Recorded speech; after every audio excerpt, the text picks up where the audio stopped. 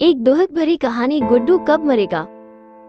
एक दिन ठेले पर भार अधिक होने के कारण रामू उसे ठीक से संभाल नहीं पाया और तेज गति से आती ट्रक से भिड़ गया।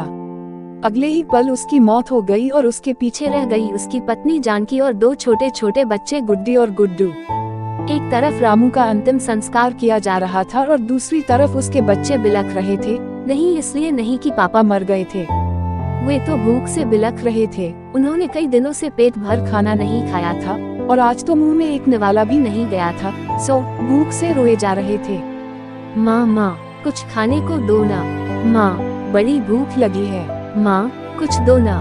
कोई पत्थर दिल भी इस दृश्य को देखकर पसीज जाता। पड़ोसियों को भी दया आ गई, अगल बगल से खाना आ गया।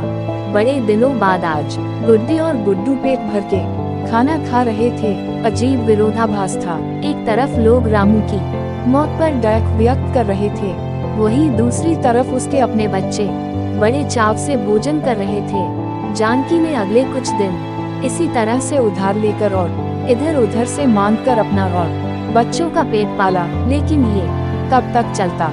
लोगों ने मदद करना बंद कर दी। जानकी पागलों की तरह काम खोजने लगी, लेकिन तमाम कोशिशों के बावजूद भी किसी ने उसे काम नहीं दिया। जब थक हार कर घर लौटी तो बच्चे उम्मीद से उसकी तरफ देखने लगे। गुड्डू तुतलाती आवाज में बोला, क्या लाई हो माँ, जल्दी से खिला दो, बड़ी भूख लगी है। माँ रो पड़ी और बच्चे समझ गए कि माँ के पास कुछ भी नहीं है।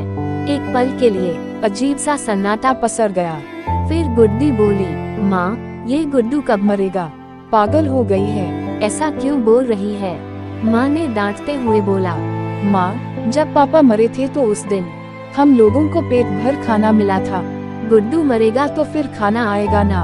गुड्डी की बातें सुनकर माँ की आंखें फटी की फटी रही गईं। उसके पास गुड्डी की बात को कोई जवाब ना था। दोस्तों, ये सिर्फ एक कहानी नहीं है, ये दुनिया के करोड़ों लोगों की हकीकत है। इस पर गौर कीजिए, जिस खाने को हम थाली में ऐसे ही छोड़ देते हैं, उसकी कीमत को समझिए।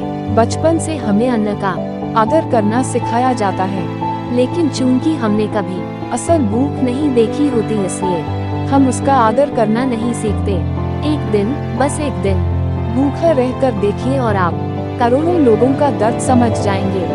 धन्यवाद। वीडियो को लाइक, शेयर, कमेंट और सब्सक्राइब करना मत भूलिए।